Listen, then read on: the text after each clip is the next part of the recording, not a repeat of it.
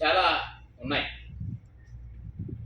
ఆంధ్రప్రదేశ్ రాష్ట్రంలో గత 12 సంవత్సరాల నుంచి సంచార జాతుల సంఘం స్థాపించి ఆంధ్రప్రదేశ్ రాష్ట్రంలో గుర్తింపు లేనటువంటి బీసీ జాబితాలో ఉండి విద్యాపరంగా, ఆర్థికంగా, సామాజికంగా ఉండటానికి ఇల్లు, తినటానికి తిండి లేనటువంటి సంచార జాతులు ఉన్నటువంటి గంగిరెద్దుల, మందుల, బుడబొక్కల, దొమ్మర, మండుబండ, తోలుబొమ్మలాటలు, వీరభద్రి, వీరముష్టి ఇలాంటి సామాజిక వర్గాలు దగ్గర 36 కులాలు ఉన్నాయి. కానీ కేంద్ర ప్రభుత్వానికి ఎన్ని కమిషన్లు రికమెండేషన్ చేసినా ఎక్కడా కూడా ఇచ్చే పరిస్థితి లేదు. ఇవాళ మీరు చూసినట్లయితే 1961లో వెన్నెలగంటి రాఘవయ్య గారు ట్రైబల్ ఎంక్వైరీ కమిటీ చైర్మన్గా పనిచేసి ఉమ్మడి ఆంధ్రప్రదేశ్ రాష్ట్ర వ్యాప్తంగా ఆయన 26 కులాల మీద ఆయన అధ్యయనం చేయడం జరిగింది. ఆయన చాలా స్పష్టంగా చెప్పడం జరిగింది, ఈ 26 కులాల్లో ఎస్టీ జాబితాలో చేర్చడానికి 18 కులాలను నేను రికమెండేషన్ చేస్తున్నానని చెప్పి దగ్గర 270 పేజీల యొక్క కమిషన్ రిపోర్ట్ని కేంద్ర ప్రభుత్వానికి, రాష్ట్ర ప్రభుత్వానికి అప్పుడు ఇవ్వటం జరిగింది. కానీ ఎవరో కూడా ఈ కమిషన్ గురించి కానీ, ఈ కమిటీ రిపోర్ట్ గురించి కానీ ఏ ఒక్క రాజకీయ నాయకుడు కూడా, ఏ ఒక్క అధికారులు కూడా, లేకపోతే ఏ ఒక్క ఉద్యమకారుడు కూడా మాట్లాడే చరిత్ర ఎక్కడా కూడా భారతదేశంలో లేదనే విషయాన్ని ఈ సందర్భంగా సవనంగా తెలియపరుస్తాను. కారణం ఏంటంటే ఈ సమాజంలో సంస్కృతిని, సాంప్రదాయాన్ని కాపాడేటువంటి సంచార జాతులు తెలుగు సంస్కృతిని, సాంప్రదాయాన్ని, హిందూ సంస్కృతిని, సాంప్రదాయాన్ని కాపాడినటువంటి సంచార జాతులకి మిగిలింది ఏంటంటే చెప్ప కర్ర తప్ప మిగిలినటువంటి పరిస్థితి ఏమీ లేనటువంటి పరిస్థితి భారతదేశంలో ఉంది. ఇవాళ గౌరవ ప్రధానమంత్రి గారు కానీ, లేకపోతే ఆయా రాష్ట్ర ముఖ్యమంత్రులు కానీ హిందూ సంస్కృతం గురించి మాట్లాడుతూ ఉన్నారు, చాలా సంతోషం. కానీ హిందూ సంస్కృతం కోసం మాట్లాడి హిందూ సంస్కృతాన్ని సమాజానికి తీసుకెళ్ళి విద్య లేకపోయినా విజ్ఞానంతో అమ్మ పలుకు, జగదంబ పలుకు, కామాక్షి పలుకు అని చెప్పినటువంటి బుడబొక్కల కులసుడు కానీ, లేకపోతే రాముడు ఎక్కడ పుట్టాడో, కృష్ణుడు ఎక్కడ పుట్టాడో, వారిద్దరికీ ఏ విధమైనటువంటి మాటల యొక్క విధానం జరిగిందో చెప్పినటువంటి తోలుబొమ్మలాట్ల కులసుడు కానీ, లేకపోతే సమాజంలో ఉన్నటువంటి అనేక సంస్కృతులను కాపాడినటువంటి అనేక గంగిరెద్దుల కులస్తులు కానీ, దొమ్మల కులస్తులు కానీ, లేకపోతే ఈరోజు అనేక సాంప్రదాయాల్ని కాపాడుతున్నటువంటి సంచార జాతులు అనేటువంటి కులాలను భారతదేశ వ్యాప్తంగా అణసివేయటానికి ప్రధాన కారణాలు ఇవాళ ఆనాడు బ్రిటిష్ వ్యవస్థ ఒక పక్కనైతే ఈనాడు భారత ప్రభుత్వం కూడా తీసుకుంటుందనే విషయాన్ని సందర్భంగా మీ అందరికీ కూడా తెలియపరుస్తా ఉన్నాను.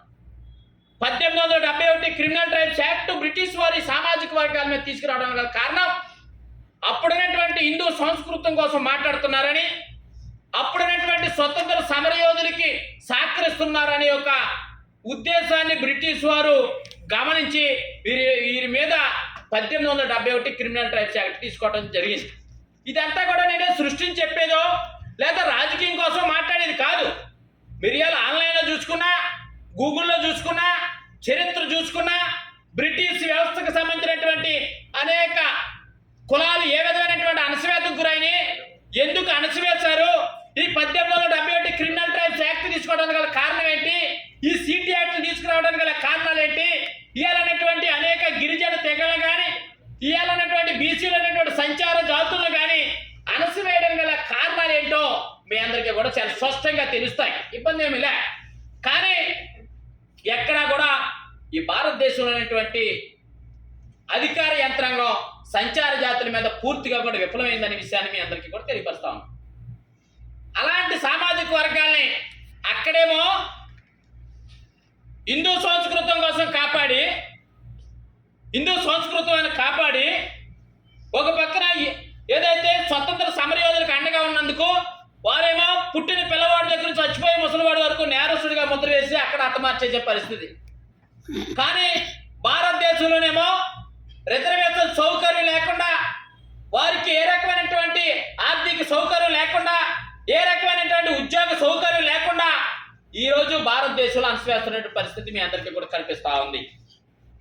2008లో బాలకృష్ణ రేణుకే గారు దగ్గర 76 డిమాండ్లని ఈ రాష్ట్ర ప్రభుత్వం కేంద్ర ప్రభుత్వానికి ఇవ్వటం జరిగింది. బాలకృష్ణ రేణుకే నేషనల్ కమిషన్ చైర్మన్ గా పనిచేసి భారతదేశ వ్యాప్తంగా ఉన్నటువంటి అన్ని రాష్ట్రాల్లో ఉన్నటువంటి అన్ని కులాల మీద అధ్యయనం చేసి ఆయన కేంద్ర ప్రభుత్వానికి చాలా స్పష్టంగా, అయ్యా భారతదేశంలో nomadic tribes and semi nomadic tribes, denotified tribes ఉన్నటువంటి సంచార జాతులు విద్యాపరంగా, ఆర్థికంగా, సామాజికంగా అణచివేతకు గురవుతా ఉన్నారు. ఎస్సీలో ఉన్నటువంటి కులాలు, ఎస్టీలో ఉన్నటువంటి కులాల కన్నా ఏమైనటువంటి జీవనాన్ని సాగిస్తా ఉన్నారు. వాళ్ళకి సంబంధించినటువంటి 76 డిమాండ్లు మీకు సమర్పిస్తా ఉన్నామని చెప్పి చాలా స్పష్టంగా తెలియపరచడం జరిగింది. ఎక్కడా కూడా వాటి మీద రాష్ట్ర ప్రభుత్వాలు కానీ కేంద్ర ప్రభుత్వాలు కానీ పట్టించుకున్నటువంటి చరిత్ర లేదు. కానీ నరేంద్ర మోడీ గారు బిక్కురామ్జీ యదాతే అనే ఒక ఆయన చైర్మన్ గా నియమించి ఆయన అధ్యయనం చేయమని చెప్తే వారు ఇచ్చినటువంటిది ఏంటో తెలుసా? భారతదేశంలో ఉన్నటువంటి అన్ని రాష్ట్రాల్లో ఎస్సీలో ఉన్నటువంటి సంచార జాతులు, ఎస్టీలో ఉన్నటువంటి సంచార జాతులు, బీసీలో ఉన్నటువంటి సంచార జాతులు, బీసీ జాబితాలో ఉన్నటువంటి రిజర్వేషను, ఎస్సీలో ఉన్నటువంటి రిజర్వేషను, ఎస్టీలో ఉన్న రిజర్వేషన్ కూడా వారికి పుష్కలంగా అందుతుందని చెప్పి చాలా స్పష్టంగా చెప్పడం జరిగింది. ఇది కూడా నేనేదో రాజకీయం కోసం మాట్లాడుతున్నటువంటి అంశం కాదు. మొత్తం అంతా కూడా డేటా ప్రకారంగానే ఈ సమాజంలో ఉన్నటువంటి అనేక కమిషన్లకి సంబంధించినటువంటి రికమెండేషన్లు కానీ ఏదైతే ఎవరెవరు ఏం మాట్లాడారో మొత్తం అంతా కూడా డేటా తీసుకోవటం జరిగింది.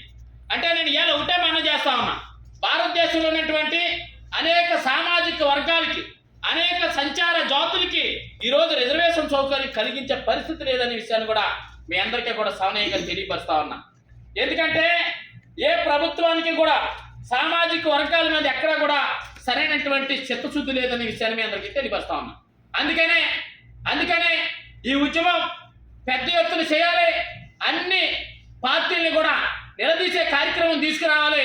ఇవాళ మీరు చూడండి, సంచార జాతులు మీరు మీ ప్రాంతాల్లో ఎక్కడైనా సరే సంచార జాతులకు సంబంధించినటువంటి ఒక్కరికైనా ఉద్యోగాలు వచ్చినాయా అంటే మీ పిల్లలేమో ఐఏఎస్లు ఐపీఎస్లు అవ్వాలా, మా పిల్లలేమో అడుక్కు తినడానికి రోడ్లాంటికి వెళ్ళాలా, మేమే కాగితం మొక్కలు ఏరుకుని రోడ్లమ్మడి తిరిగి అయ్యా పైసా బాబు పైసా అనే పరిస్థితి నుంచి మా పిల్లలు చదివించాలనే ఆలోచన తీసుకొచ్చి మా తల్లిదండ్రులేమో అడుక్కుని, మా తల్లిదండ్రులేమో చిన్న వ్యాపారాలు చేసుకుని, మా తల్లిదండ్రులేమో కాగితం మొక్కలు ఏరుకుని, ఎరకబొట్లు వేసుకుని, రకరకాల వ్యాపారాలు చేసుకుని మా పిల్లలు చదివిస్తే వారికి వచ్చే రిజర్వేషన్ సౌకర్యం ఒక్కటన్నా ఉందా ఒకసారి మీరు అందరూ కూడా గమనించాలి. కానీ బీసీఏ జాబితాలో సంచార జాతులు 36 కులాలను చేర్చినప్పుడు బీసీఏ జాబితాలో 54 కులాలు ఉంటే అందులో బలమైనటువంటి అగ్ని కులక్షత్రియులు కానీ, వాల్మీకి బోయిలు కానీ, లేకపోతే కాళింగులు కానీ, లేకపోతే ఏదైతే రజిక నాయ బ్రాహ్మణ ఇలాంటి బలమైనటువంటి సామాజిక వర్గాలు ఉన్న కారణంగా రావాల్సినటువంటి రిజర్వేషన్ సౌకర్యం అంతా కూడా సంచార జాతులకు అందట్లేదనే విషయాన్ని చాలా స్పష్టంగా అర్థమవుతున్నటువంటి పరిస్థితి. నేను అందుకని తెలియపరుస్తా ఉన్నా, సంచార జాతులు ఎప్పుడు కూడా బీసీలు కాదు, సంచార జాతులు ఎప్పుడు కూడా బీసీలు కాదని అనేక కమిషన్ లోకూరు గారు కానీ, లేకపోతే జస్టిస్ వెంకటాచలయ్య గారు కానీ చాలా స్పష్టంగా చెప్పడం జరిగింది కదా. నొమాడిక్ ట్రైబ్స్ సంబంధించినటువంటి రిజర్వేషన్ సౌకర్యం సెపరేట్గా ఇవ్వాలని చెప్పారు. జస్టిస్ లోకూర్ అయితే పూర్తిగా అన్యాయం జరుగుతూ ఉంది భారతదేశంలో ఉన్నటువంటి సంచార జాతులకి. కానీ వీరిని ఆ బీసీ జాబితాలో ఉంచితే ఎప్పటికీ కూడా అభివృద్ధి ఎవరు వాళ్ళు సెపరేట్గా కేటగిరీ ఏర్పాటు చేయాలని చెప్పి చాలా స్పష్టంగా తెలియపరచడం జరిగింది. కానీ ఎక్కడా కూడా పట్టించుకోవాల్సిన చరిత్ర లేదు. పక్క తెలంగాణ రాష్ట్రంలోనేమో సంచార జాతులకు 5% రిజర్వేషన్ ఇస్తారని చెప్పారు ఎలక్షన్.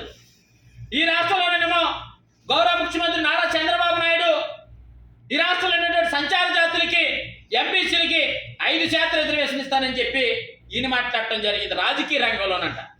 కానీ విద్యా ఉద్యోగ రంగాల్లోనే 1% కూడా అందలేనటువంటి సామాజిక వర్గాలకి ఈ రాష్ట్ర ప్రభుత్వం కానీ ఈ కేంద్ర ప్రభుత్వాలు ఏం చేస్తా ఉన్నాయో ఒకసారి ఆలోచించవలసిన అవసరం ఎంతైనా ఉందనే విషయాన్ని మీ అందరికీ కూడా తెలియపరచు. అందుకనే ఈ రాష్ట్రంలో రాష్ట్ర వ్యాప్తంగా ఉన్నటువంటి కార్యవర్గాన్ని ఈరోజు పిలిచి అనేక అంశాల మీద తర్జన చేసి అనేక అంశాల మీద వారితో అధ్యయనం చేసిన తర్వాత వారి యొక్క సూచనలు సలహాలు తీసుకున్న తర్వాత ప్రతి జిల్లాలో సంచార జాతుల జిల్లా మహాసభలు జరుగుతాయి. ప్రతి జిల్లాలో సంచార జాతుల యొక్క సమస్యల మీద కలెక్టర్లకే మెమోరాండాలు ఇవ్వడం జరుగుతూ ఉంది. దాంతో పాటుగా రాష్ట్ర మహాసభ, దాంతో పాటు గల్లీ నుంచి ఢిల్లీ దాకా సంచార జాతుల వాయిస్ ని తీసుకెళ్లే విధంగా సంచార జాతుల సంఘం తీసుకుంటుందనే విషయాన్ని మీ అందరికీ కూడా తెలియపరుస్తా ఉన్నా. అందుకనే మా సమస్యలన్నీ కూడా ఢిల్లీలో వినిపించబోతా ఉన్నాం త్వరలోనే విషయాన్ని ఈ సందర్భంగా తెలియపరుస్తూ, మేము ఇచ్చినటువంటి సంచార జాతుల బాలకృష్ణ రేణుకే కమిషన్ రిపోర్టు మీద కేంద్ర ప్రభుత్వం ఏ నిర్ణయం తీసుకుందో తక్షణమే చెప్పాల్సిన బాధ్యత ఉంది. అదేవిధంగా వెంగళగంటి రాఘవే గారు ఇచ్చినటువంటి కమిటీ రిపోర్ట్ లో 18 కులాలను ఎస్టీ జాబితాలో చేర్చాలని చెప్పినటువంటి రిపోర్టు మీద కూడా రాష్ట్ర ప్రభుత్వం దృష్టికి తీసుకెళ్తా ఉన్నాం. రాష్ట్ర ప్రభుత్వం కూడా సమాధానం చెప్పాల్సినటువంటి అవసరం ఉందనే విషయాన్ని ఈ సందర్భంగా మీడియా మిత్రులందరికీ కూడా తెలియపరుస్తూ, సంచార జాతులందరికీ కూడా రిజర్వేషన్ సౌకర్యం కావాలి. విద్య, ఉద్యోగ, రాజకీయ, సామాజిక రంగాల్లో అంతా కూడా అన్ని రకాలుగా కూడా వీళ్ళకి రిజర్వేషన్ సౌకర్యం కల్పించాలి. కాబట్టి తప్పనిసరి కూడా ప్రతి ఒక్క కార్యకర్త సైనికులాగా పనిచేయడం కోసం ప్రతి ఒక్కరు కూడా ముందుకు వస్తుందనే విషయాన్ని ఈ సందర్భంగా తెలియపరుస్తూ, ఈ అవకాశం ఇచ్చినటువంటి మీ అందరికీ కూడా హృదయపూర్వక ధన్యవాదాలు తెలియజేస్తా ఉన్నాను.